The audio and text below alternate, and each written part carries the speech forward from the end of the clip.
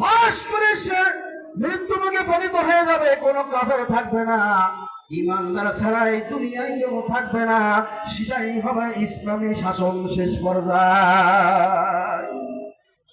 7 বছর ইসলামী রাষ্ট্র কায়েম হয়ে যাবে।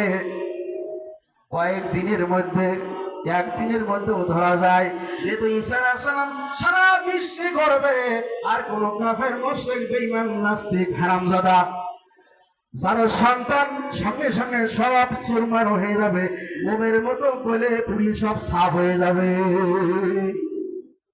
আরে মিয়া, হাদিসের কথা আপনি যদি বলেন নাই হুজুর, আপনি দলিল নিয়ে আসেন, আপনি ওয়াসিয়ত করলেন, কাফের হলেন, আমার কি হবে? যে ওয়াসিয়ত করবে সে কাফের হয়ে যাবে, আর একজনের কি হবে? এই জন্য ইসলামের দাওয়াত দিতে হবে, কোরআনের দাওয়াত দিতে হবে সমাজে। যদি বলেন কিসের দাওয়াত, আরো যারা কিসের দাওয়াত? ইসলামের দাওয়াত, কোরআনের দাওয়াত, আল্লাহর দাওয়াত, রাসূলের দাওয়াত, কালিমার দাওয়াত, কালিমার পতাকার দাওয়াত।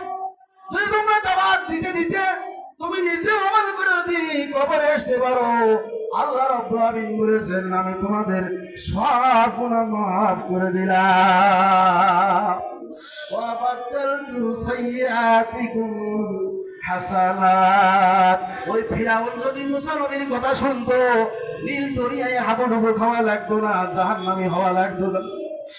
ইব্রাহিম নবী আলাইহিস সালামের আব্বা আযর যদি ইব্রাহিম নবীর কথা শুনতো, কোরআনের কথা শুনতো, আযরকে জাহান্নামে যাওয়া লাগতো না।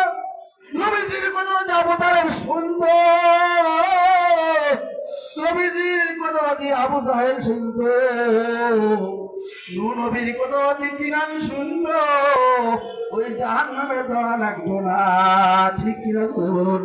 ও ভাইরা, চোখের পানি ফেলো আর কান্দো, কোরআনের দিকে তাকাও, হাদিসের দিকে তাকাও, আল্লাহর দিকে তাকাও, রাসূলের হাদিসের দিকে তাকাও। যদি জাহান্নামে যেতে না চাও, জান্নাতে যদি যেতে চাও, আল্লাহর বিধানের মালা গলায় পরিয়ে কবরে যাও।